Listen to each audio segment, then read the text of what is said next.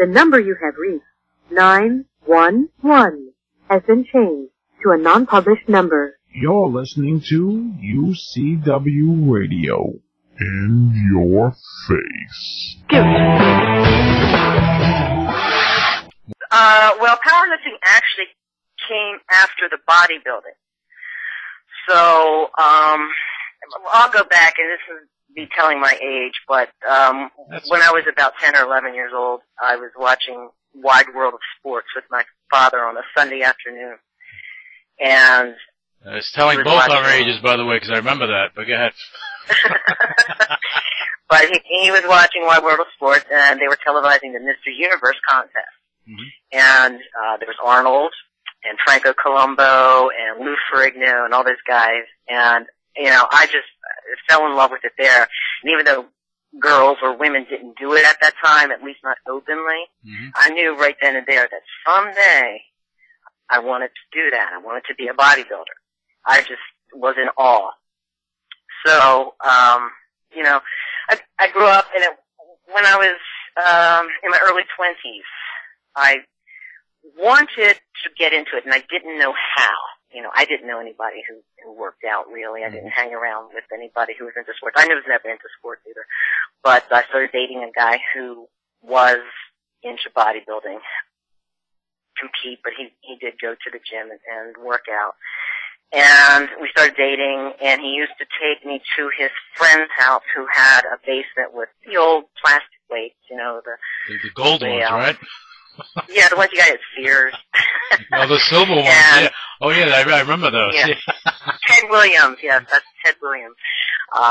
The ones that were filled with concrete and sand. So that's actually where I learned many of the basics in the basement of this house. And that was back in my early 20s. And then I remember joining my first gym, which was the Jewish Y on Broad Street in Philadelphia. And I thought I was in heaven. You saw a real weight in the middle. And it was funny because I think back on the kind of equipment they had. It was just, you know, the old archaic, I call Fred Flintstone dumbbells with the big round ends on them that they used to use in the very, very olden days. Very old equipment, but I thought I was in heaven. And I used to work out, and I had these dreams of being a bodybuilder someday.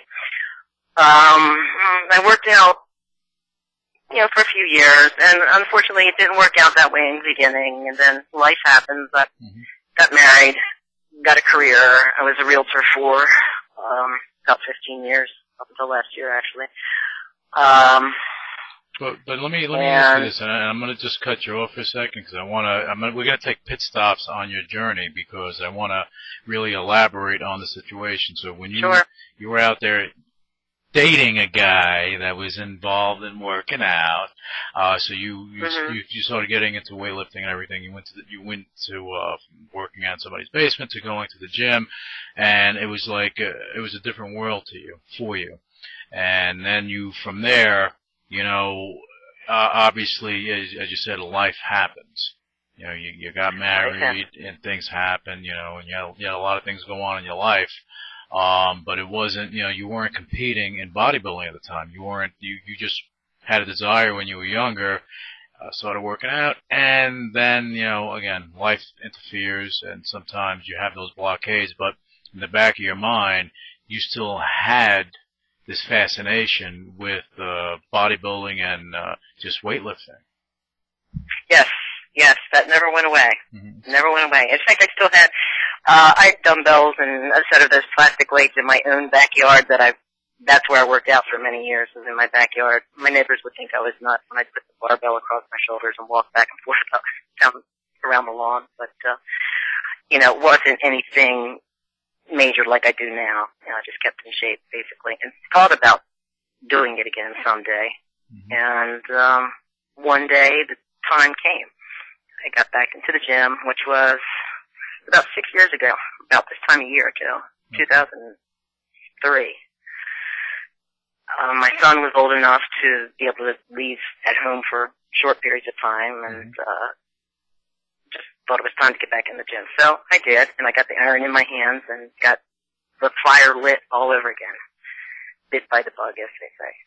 So I started working out, and I always went to the gym and worked out very, very intensely, I guess is the word. And people always ask me if I was competing. And, you know, I thought about it, and I knew that the Delaware State was going to be coming up in June. Mm-hmm. So I had about 9 months to actually train for that. And I trained under my own. And that's the Delaware State Bodybuilding Championships, right? Yes. Okay. That was in 2004, yeah. Okay. So I decided, sure, I'm going to do it. I always wanted to, and I want to do it without having gone through my life looking back and saying I didn't do it. Mm-hmm. You know, I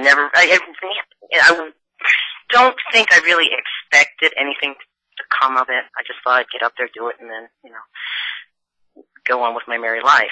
But I actually won that show. So that got the snowball rolling.